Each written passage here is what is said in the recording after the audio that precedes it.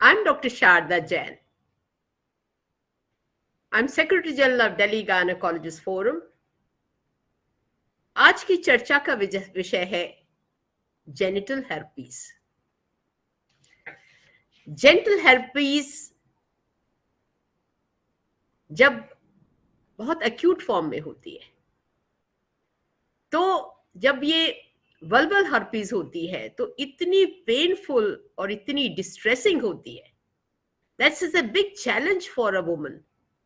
ना बैठे चैन, ना खड़े चैन, बहुत ही परेशान होती है. एंड ज्यादातर जो महिलाएं नॉर्थ इंडिया से है वो कहती है डॉक्टर साहब इससे ज्यादा तो नरक हमसे नहीं भोगा जाएगा.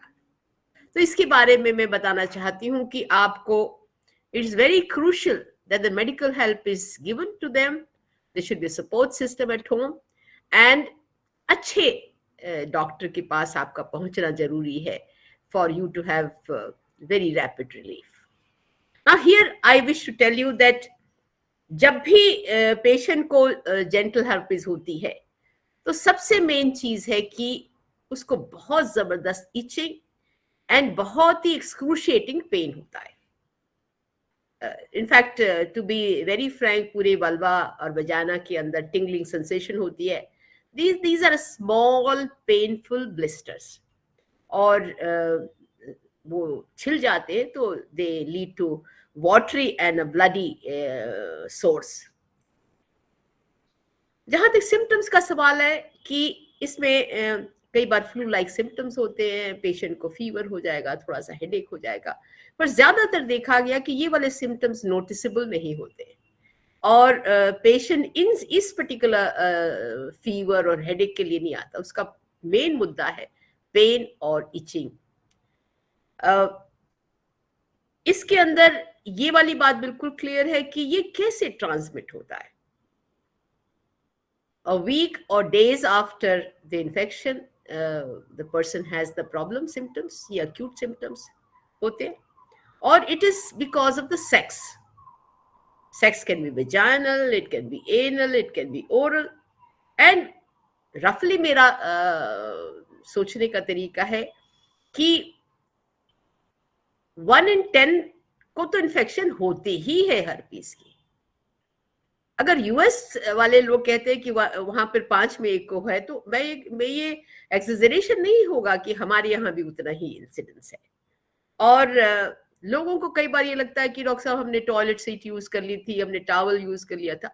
ये वायरस जो है आउटसाइड बॉडी बहुत कम देर जिंदा रहता है, तो ये टॉयलेट कॉमन टॉयलेट यूज करने से और टॉवल वगैरह से नहीं आता है. सो एक बात बिल्कुल क्लियर है, इसके पास अच्छे डॉक्टर के पास पहुंचना बहुत जरूरी है.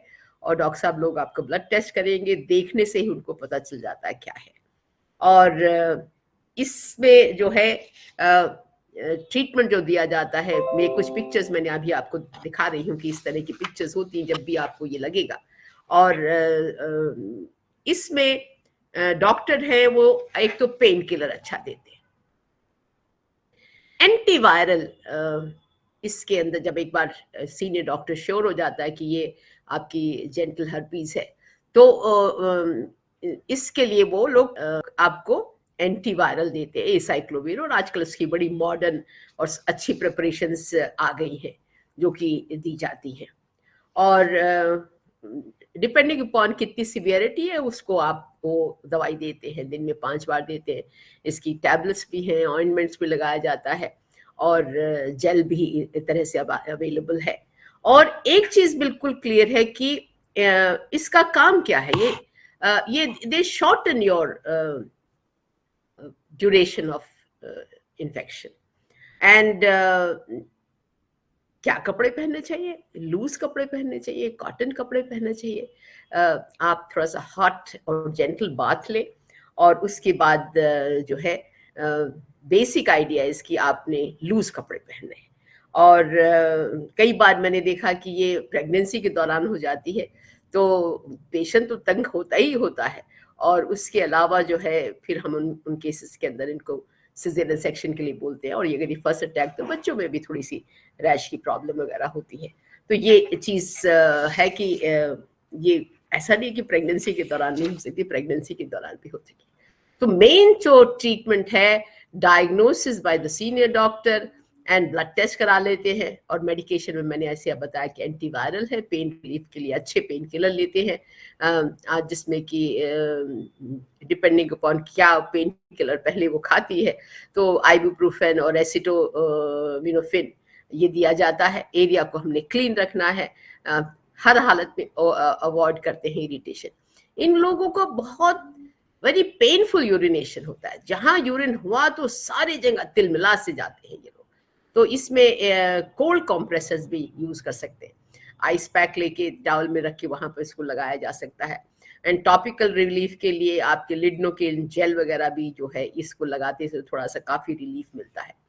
बेसिक क्रक्स है कि आपकी अच्छी हाइजीन होनी चाहिए और आप में इतनी स्ट्रेंथ होनी चाहिए, हेल्दी लाइफस्टाइल होना चाहिए कि आपको उसको फाइट आउट करें।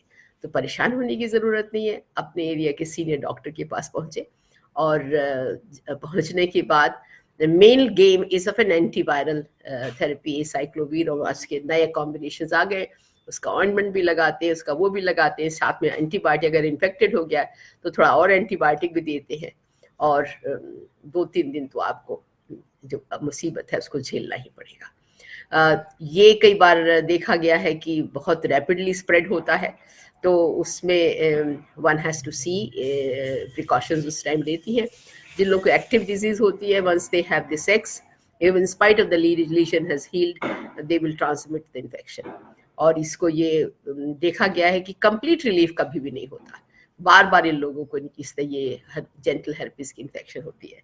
तो आपको मैं फिर बताना चाहती हूँ कि आपको पेशेंट के लिए कहता है कि डॉक्टर साहब इससे ज्यादा नरक तो कुछ होता नहीं, and they come from long distances to people like us, and I find कि gentle herpes किसी को ना हो, और हम लोगों को टाइमली हेल्प लेनी चाहिए और इसका ट्रीटमेंट करना चाहिए। कोई होम रेमेडीज नहीं है, होम रेमेडीज वीडियो में आप कुछ बना सकते हो, पर होम रेमेडीज नहीं है। पेशेंट बहुत तंग होता है, और हमें इसको देखना है कि ये जो उनका जो पेन, एक्सक्रूशिएटिंग पेन है, पेन वाइल पासिंग यूरिन वगैरह है, इन सबको देखना है कि उसको इमीडिएट रिलीफ मिले। तो इमीडिएट रिलीफ तो नहीं मिलेगा, 2-3 दिन तो लगेंगे ही, चाहे कितनी भी पावरफुल दवाई और ऑइंटमेंट वगैरह लगा दी जाए। सो आपको ये अच्छा लगा तो जेंटल हर्पीज एक वायरल इन्फेक्शन है।